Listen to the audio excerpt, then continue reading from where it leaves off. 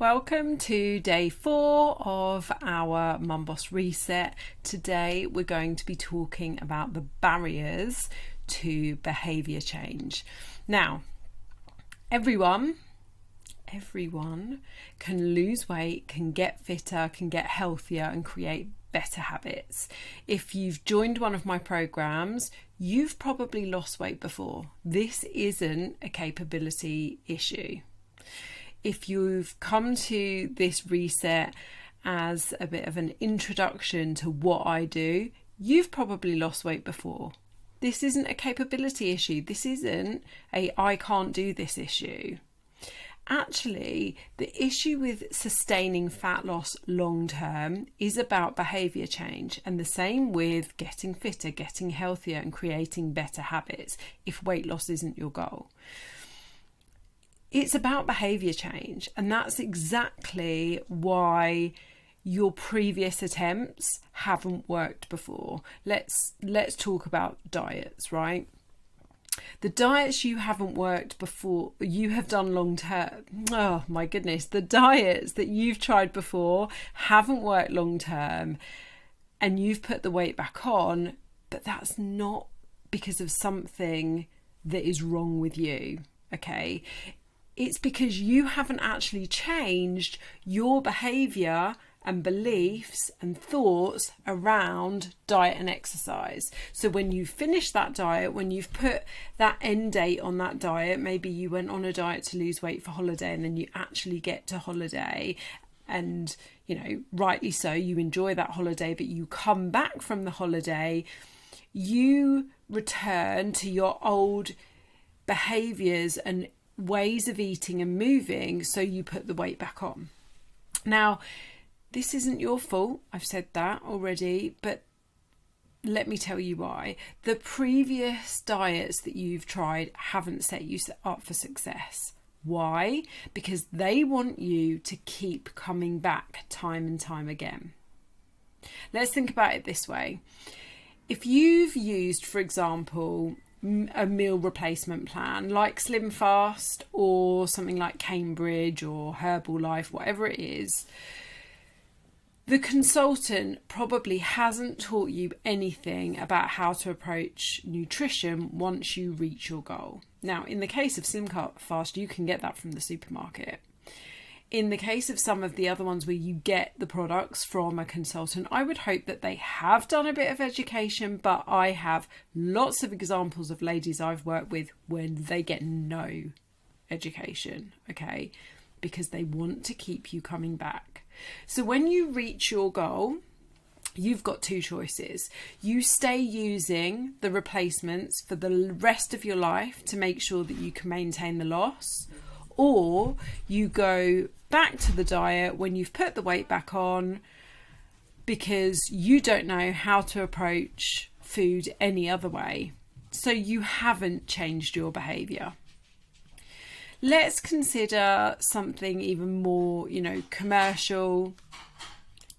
So let's consider something like Weight Watchers or Slimming World.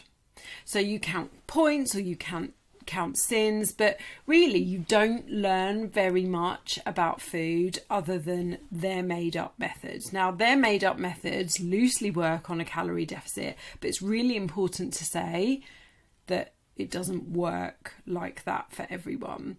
Those systems don't really teach you how to make up your meals, and they're particularly unhelpful if you're quite an active person. So the barrier here is that you haven't actually created new sustainable habits and worked to implement them. But we tackled some of that yesterday.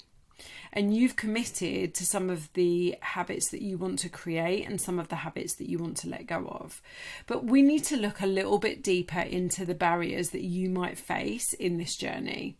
And these apply to you whether you are a new client of mine, you're an existing client just come for a bit of a reset, or you're just listening to this as a free resource.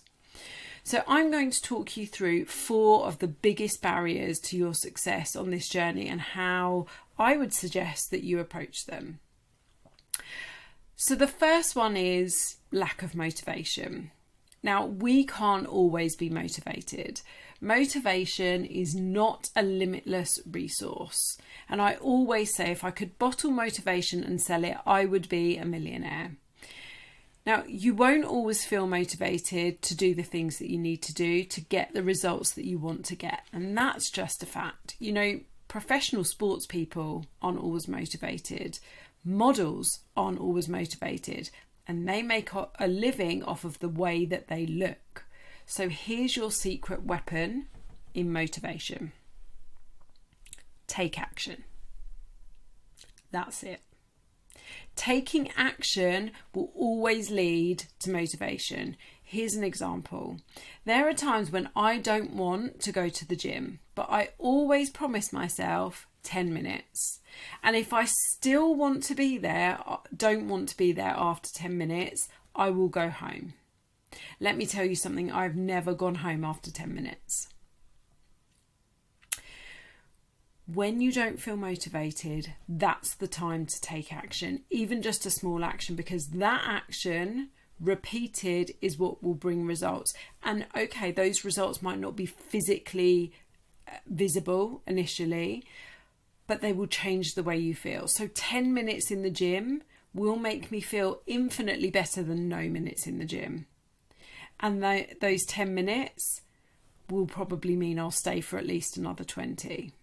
And then those actions repeated consistently will bring the results, both visible and how you feel, and those results will motivate you to take even more action. So that's the first one.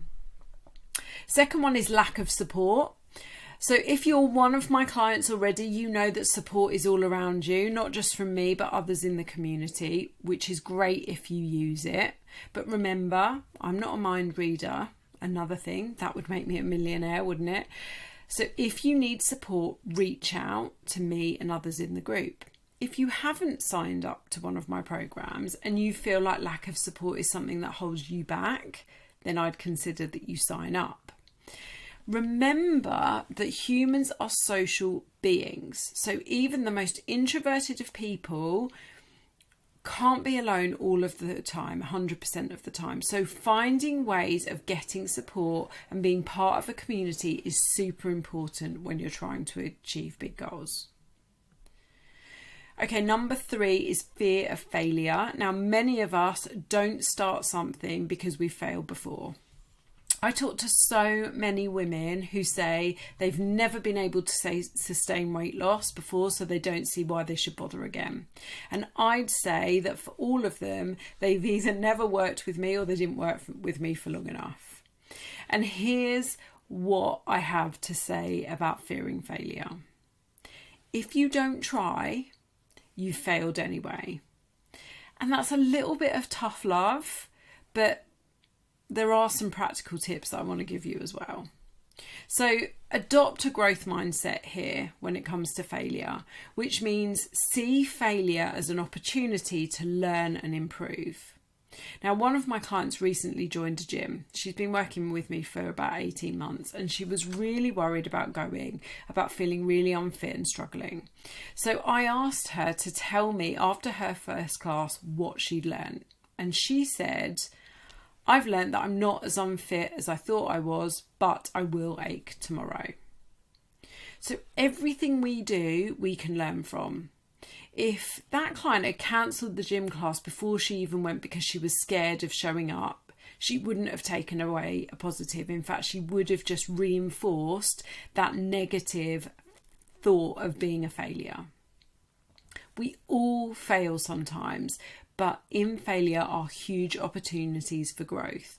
So my encouragement to you here is adopt that growth mindset, take the first step, and if it goes wrong, if it doesn't work first time, think about how you could change it to make it better.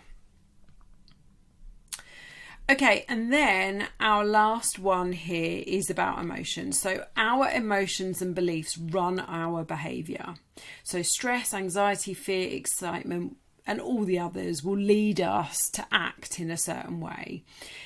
If you're stressed, for example, because of work, this might lead you to believe that you need to overeat to make yourself feel better. in the broad light of day, you know that's not a long-term solution that's going to fix the problem. In fact, it's not going to fix the problem at all. But in the moment, that instant gratification the food gives you is a temporary fix. So here's a trick to overcoming allowing your emotions to get the better of you time and time again. And it's this: respond, don't react. If you heard my stomach rumbling there, I'm very sorry. It's lunchtime. Respond, don't react. What this means is take a pause. So let's use a couple of analogies. I love an analogy. So someone cuts you up at junction and it makes you really angry. So you put your foot down and you chase after them, swearing and shouting and beeping your horn. You're probably driving dangerously in the process, and potentially that could cause an accident. Certainly, you're going to be making yourself even more angry and stressed. The reaction is unlikely to make you feel any better, but more importantly, it doesn't change what the person did. You can't change what the person did. Instead, you could pause and respond by just allowing it to happen. You might even wish them in your head a pleasant day and a safe journey because they're clearly in more of a hurry than you are, and you hope that everything is okay in their life and that there isn't an emergency. Now that might sound a bit woo for you, but what is actually going to impact your day most positively? Let's take this into the context of weight loss, health and fitness. So you're in a fat loss phase and you've been working really hard, but the kids stress you out and you have a bit of a chocolate binge session and you slam down a big share bar of Galaxy in one sitting and you follow that up with some hobnobs. That's the reaction to the kids stressing you out. Is that going to change the kids' behaviours? No. You could further add to this by reaction by standing on the scales the next day and seeing that they've gone up by 2 pounds. And your reaction is to think, well, I've effed up now, so I may as well carry on. And you continue to eat everything chocolatey in sight. That reaction is not going to change what you already did the day before. It's actually going to perpetuate what you did because you are then reacting to the situation by continuing the behaviour that doesn't serve you. So both of these reactions are unhelpful, and you could have prevented them by pausing and responding rather than reacting. Now, what this might have looked like is asking the kids, if they're old enough, to give you a 5-minute breather, take yourself off to another room and calm down. You might have then decided that a couple of squares of Galaxy chocolate was enough instead of the whole bar. It might have looked like considering that the 2 pound scale weight, considering it much more objectively, it could have come from a number of reasons. So remember, there are lots of reasons that the scales go up and down, and that's natural. And that some chocolate, some biscuits are not going to cause 2 pounds worth of fat gain overnight, because fat isn't gained that quickly. So here you're pausing and responding instead of reacting. So remember to fill in today's worksheet and identify which one or two of these tips is going to be most useful to you in what situations and where you're going to use the most. And I will see you for tomorrow, which is our final day. Bye.